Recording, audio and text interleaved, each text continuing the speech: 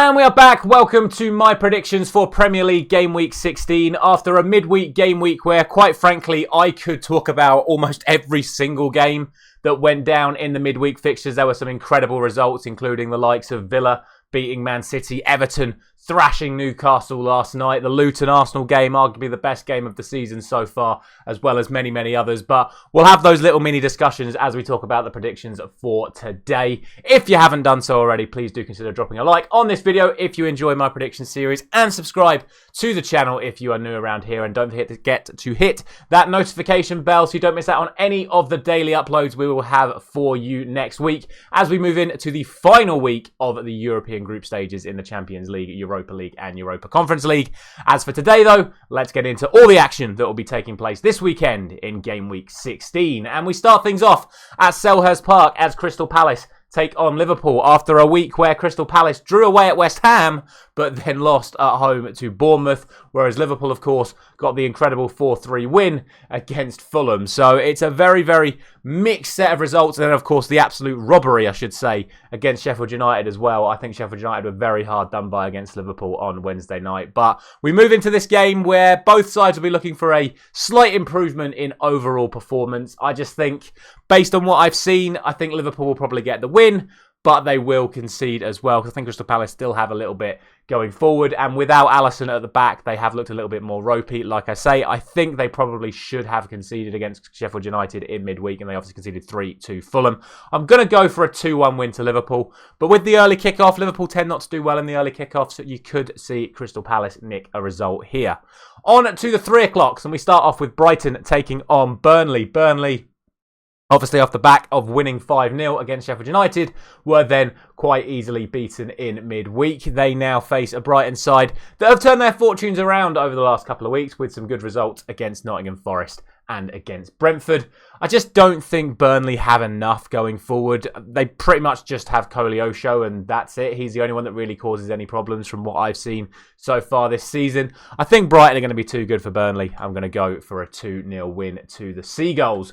On to my club, Manchester United, and they take on a very informed Bournemouth side. I did speak about them ahead of the Crystal Palace game, saying that, quite frankly, Bournemouth deserve to pick up more points from what I've seen of their football over the last few weeks, and I'm pleased for them that that did come to fruition against Crystal Palace in midweek. I just hope that doesn't continue at Old Trafford this weekend off the back of Manchester United's arguably best performance of the season so far. The way I see this game going is I think Manchester United will just try and continue what they did against Chelsea, the high line, pressing, trying to create as many chances as possible. And against the Bournemouth side that is pretty well organised defensively, I think Manchester United will have enough to break through at least once or twice. My only concern is Bournemouth have been creating a lot of chances the other way, and if we do allow our midfield to be as open as it has been, I can see Bournemouth nicking a goal as well. So put all that all together, you land on a 2-1 win to Manchester United. But genuinely, and I say this as a Manchester United fan, it still wouldn't surprise me to see Bournemouth get something this weekend. They are more than capable of producing the way they've played recently.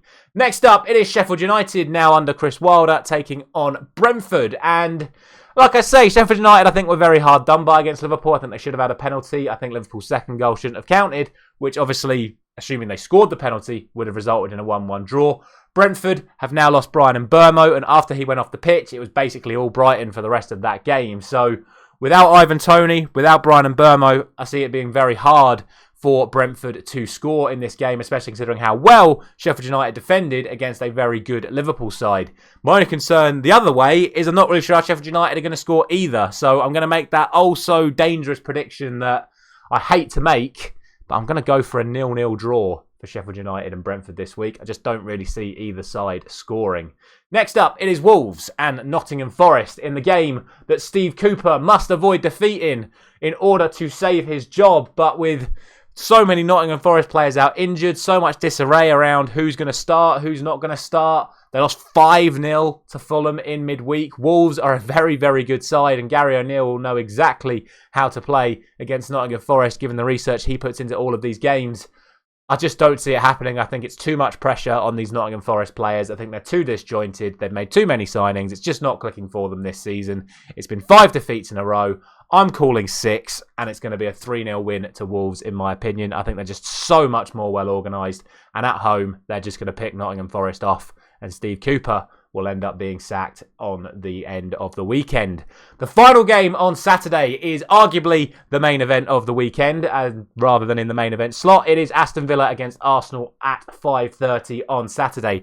Aston Villa with 14 wins in the league at home in a row, beating Manchester City, but more impressively, restricting Manchester City to essentially one attack in the entire 90 minutes. Manchester City only had 2 shots on target in the entire match. They were both from Erling Haaland. They were both in the 11th minute, and they were about 5 seconds apart. That is a staggering achievement from Aston Villa. And you got to look at the way Arsenal played against Luton. They weren't great. Luton just gave up some very sloppy goals. Granted, Arsenal also gave up sloppy goals, but that's the point. Villa weren't giving up anything sloppy against Manchester City, and if it wasn't for a phenomenal performance from Ederson, Villa would have won by more. 3-1 Aston Villa. I'm going for this. I'm going to go for 15 in a row, and I'm going to see them put real pressure on Arsenal at the top of the table. Of course, if Arsenal win this, it fully solidifies their title credentials, as it could be a huge weekend for them by knocking down Aston Villa. But I just think Villa are going to close that gap and make the Premier League title race even more interesting going into the Christmas period. On to Sunday, we start at Goodison, and it's Everton taking on Chelsea. Everton off the back of that incredible 3-0 win over Newcastle last night. They played absolutely fantastic. Some people say Newcastle played poorly. From what I saw, it was just a very good performance from Everton. Chelsea, on the other hand, as we spoke about on Wednesday, they had that incredible game against Manchester United where it probably could have been about 7-4 at the end of the game. I just don't think Chelsea are at it at the moment. I had that period where I was like, do you know what? Chelsea are building up to something. I predicted them to get something against Man City, and they did. But since then, it's just all started falling apart again. And I think I've got to look at the way Everton have played the last few weeks and say that, do you know what?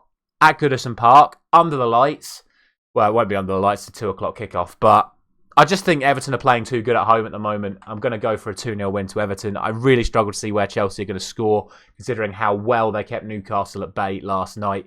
And I just think Chelsea are too disorganised at the back, and Everton are capitalising on defensive mistakes, as you saw against Newcastle. So it really wouldn't surprise me at all to see Everton take this one by even more, but I'm going to go for 2-0. Also at 2 o'clock, it is Fulham and West Ham. Two sides, again, who are playing some really good football at the moment, especially Fulham. 3 goals in their last 3 games, something that they've not achieved for a very long while in the Premier League. And you know what? I'm backing them to get 3 goals again. However, I'm going to go for a 3-2 because I think West Ham are playing some good football as well. Jarrod Bowen has scored 7 goals away from home this season already, which is an incredible achievement for him. Or I think it was 7 separate games away from home this season. It's one or the other. Either way, fantastic achievement for them.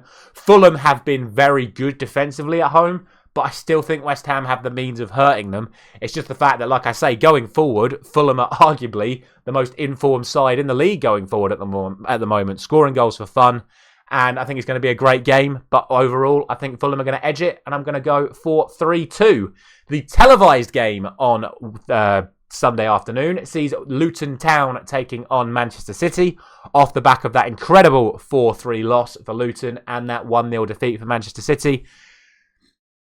Honestly, I have to sit here now and say Luton have a chance. I don't think it's a massive chance, but it is certainly going to be a chance. I have to look at the fact that you can see that many chances against Arsenal, and you would expect Manchester City to have as many, if not more, chances. It's going to be tight. We know this. They've managed to restrict Arsenal because of how defensively tight Kenilworth Road is. They made it hostile. They were able to capitalise on mistakes from Arsenal. Are Manchester City going to make that many defensive mistakes, especially with Rodri coming back into the side? Probably not. Obviously, we all expect Manchester City to win, but I think it's going to be an entertaining game, and I'm going to go for a 4-2 win to Manchester City. And come on, Luton. If you get the win, and obviously United beat Bournemouth, then we'll be level on points with Man City, which would be incredible. And I hope Luton get something, because let's just say certain members of my family weren't very happy when Declan Rice scored on Tuesday night. And then finally, it is Tottenham taking on Newcastle in the actual main event of the week, the 4:30 kickoff.